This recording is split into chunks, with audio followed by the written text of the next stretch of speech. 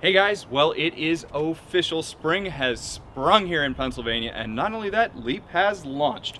So we are over here at our good friend Hillary's house. You may remember her from some of our other videos and some Instagram stuff. Not only does she have one of the coolest houses, which is why we started outside, I want to walk you through into the kitchen, but we're going to set up a full LEAP system. We're talking habitat, we're talking mister, fogger, lighting, the whole shebang. We're going to do it in a video, and then hopefully we get to see what animal goes into it. So come on, let's go to the kitchen and go to the new LEAP studio here, the remote studio.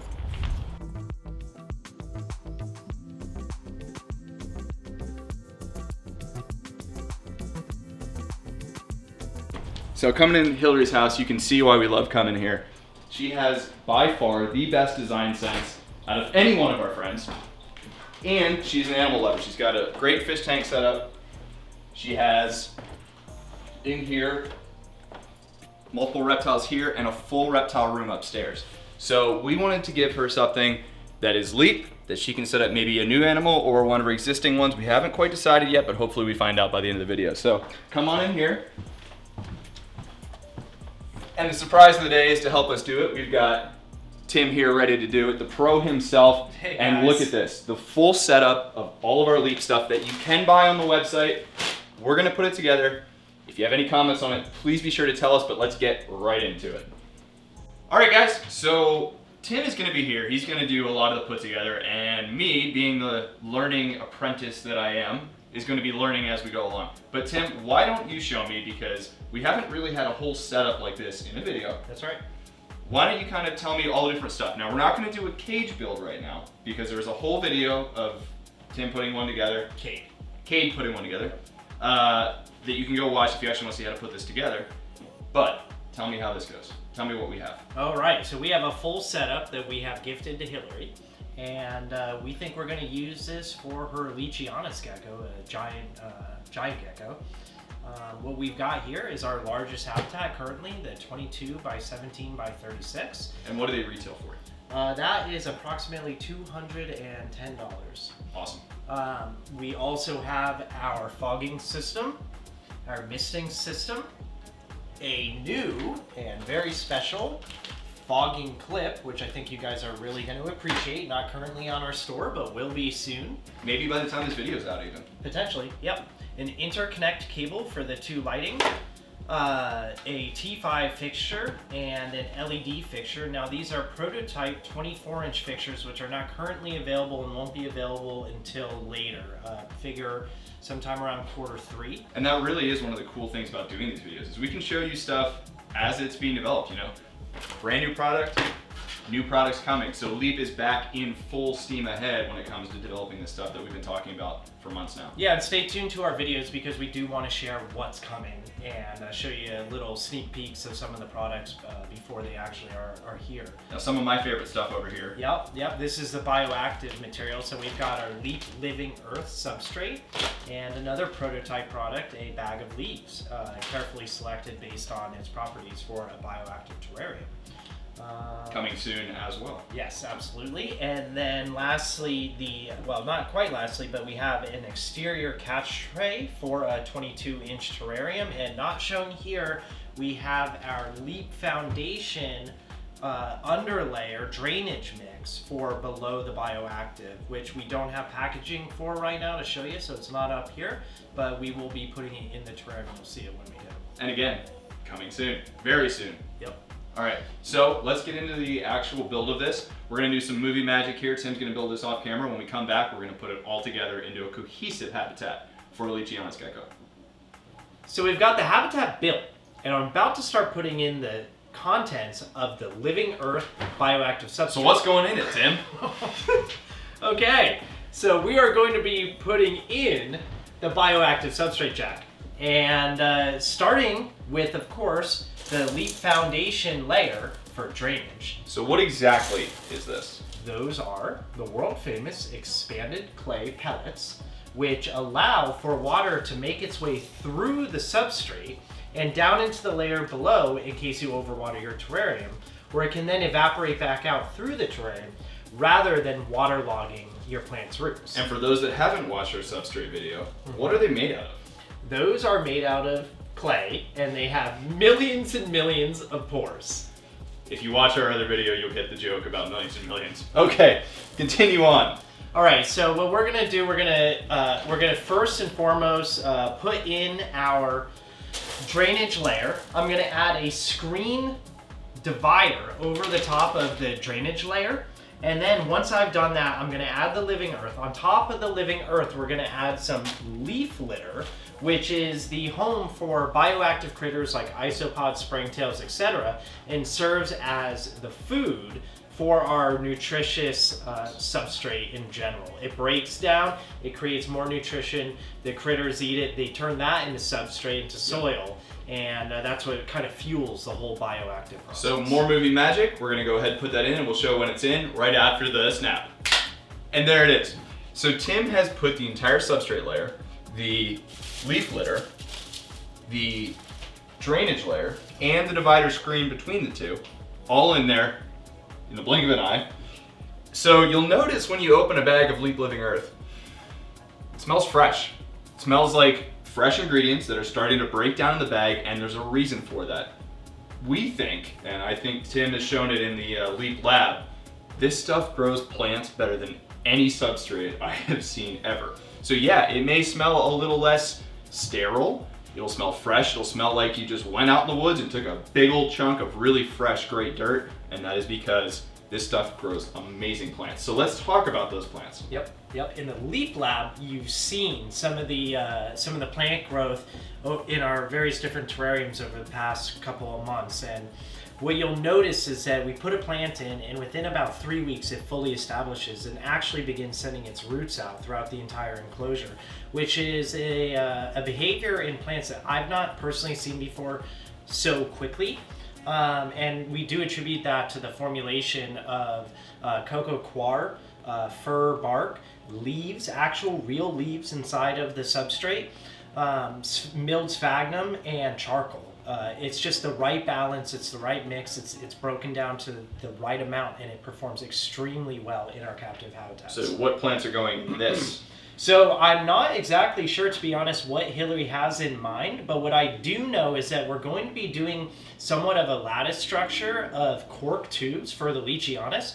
Leachianus in the wild are found kind of inside of trees, and so what we're envisioning is that we're going to capitalize on one of the real benefits of a corrugated plastic enclosure, and we're going to screw through the outside of the enclosure into the cork tubes and suspend them in the terrarium up in various different three-dimensional spaces to give the leachianus plenty of areas upon which to climb and to really have fun in his cage. So no movie magic on this one. We're just going to show Tim exactly how we install these with that corrugated plastic that you mentioned, screwing it right in the side. Yep, let's do it. All right. So Tim, what tools do we have for this job? Yep, we've got a normal hand-operated electric drill, and I've got some essentially deck or drywall screws. It really doesn't matter. You want to be mindful of the length because we do not want to leave any sharp points exposed for our animal. What that means is when we do drill through the side, we want to make sure that the end of the screw is buried inside of the cork bark. If any exposed point is out, that's not going to be good enough, and we'll remove that screw. So we'll show you exactly what we mean in terms of burying the cork bark. Now, if you had to, some people aren't you and me and have lots of tools lying around. Yeah, you could use a screwdriver. Just drive it with a regular old Yeah, screwdriver. it would take a little bit longer, but it'll self-drive right through the corrugated, and you'll be good to go. Cool. So quick trip to the hardware store for some screws. We're using 1 1/4 inch just for reference. Seemed like the right length. And it's what we had lying around, honestly. Yeah, I just went to the garage, I'll be honest. So I'm going to try and line this guy up toward the back and kind of eyeball it relative to that crease right there. Okay. So what you can't see right now is he's getting it started just by poking the screw. Yeah, I literally... Just like physically poking it into the corrugated. You don't even need the drill for that part. Yep, you can see the point of the screws right here. And then I will line up my cork tube.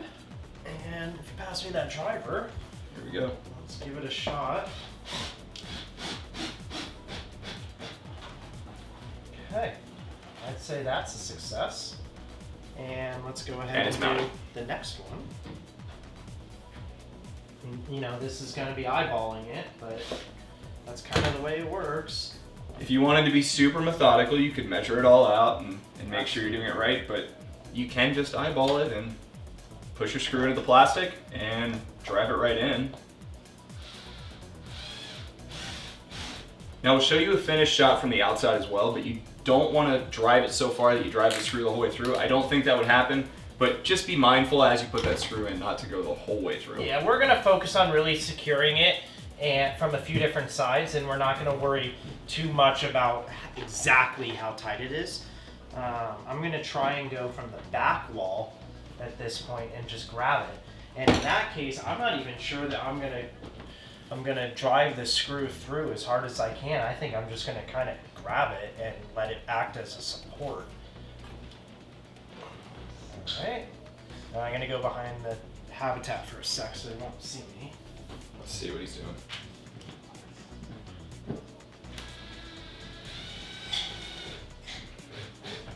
All right. Let's rotate this just a little bit, and look, this thing, nice and sturdy, not going anywhere. I think your leachianus gecko weighs less than the force I just put on it because I just kind of grabbed it and shook it. Yep, so 3 ordinary, cheap hardware store drywall screws, appropriate, thoughtful installation. And we are going to go in with a flashlight, and we're going to check when we're all done, make sure that no points are visible. And but yeah, let's carry on then. Movie magic, we're going to skip to all of them mounted in there.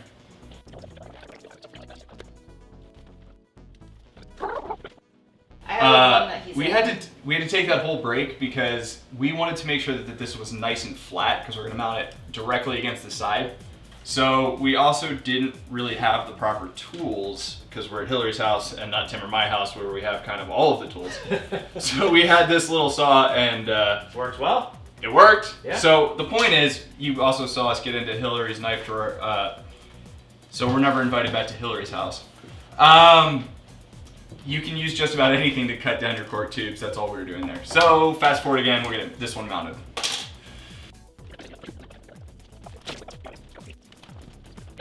All right, so it's planting time.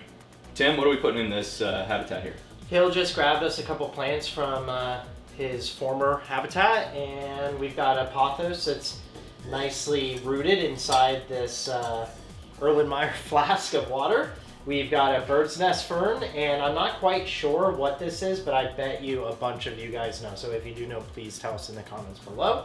I'm going to start first with the bird's nest fern. Okay. And we're just going to What's your general strategy for planting these? I really like to put the plants toward the corners of the habitat. Okay. I think that it creates a nice little, it brings the background into the center of the habitat and really frames everything.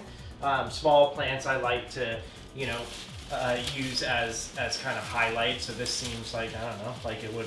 And it gives him a little climb up into his hidey hole. Absolutely. And then for the pothos, it's rooted, right? So we're going to, what I was thinking is we'll drape it over the back so we get some nice hanging vine action.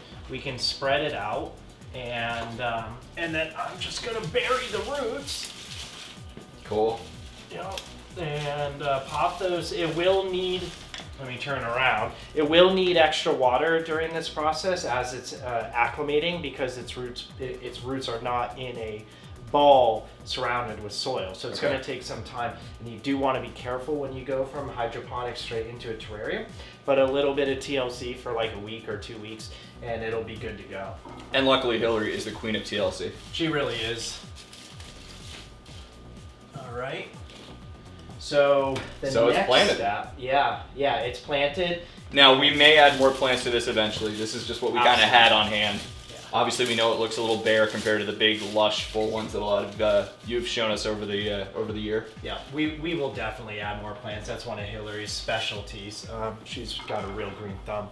But I'd like to move forward at this stage and install the lighting, the fogger, and the leaf misting system, and then we'll introduce Mr. Mittens, who's most likely hiding in a cork tube, so I doubt we'll get to see him. But, we'll do our best. So we're gonna go take this to where it's actually gonna be set up and put it all together. Here we go.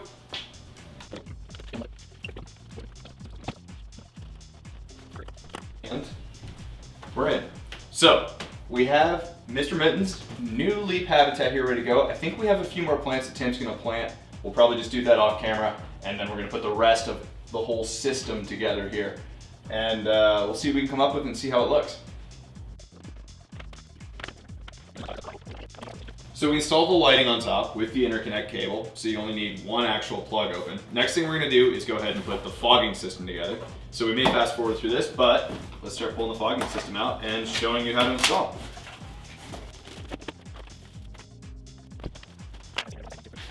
Hey Jack, let's not forget our new prototype part.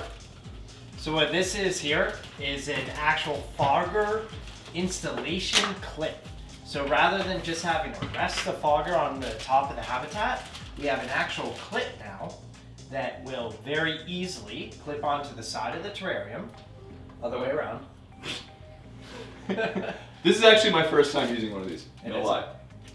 Like so. Yeah, boom, done. And pop the fogger on the bottom. And why don't you stand aside and show the camera, because that is clean. You're gonna appreciate it later when we show the fogger on running. It is a very cool little clip. And now that the fogger's there, let's grab the mister, and I'm gonna go ahead and install this as well. So here we go with the mister install. So you can see that we used the knockout here. I literally just used a kitchen knife, the bottom end of it, and punched the knockout out. Dropped our bulkhead through it, screwed it together, ran the cord, or the hose, and we're set to go. Now we will probably trim this up later once it's exactly in place the way that Hillary likes. Say that 5 times. Anyway, this is ready to go. We're gonna go ahead and plug everything in and then show you what it looks like on, and maybe talk a little bit more about it.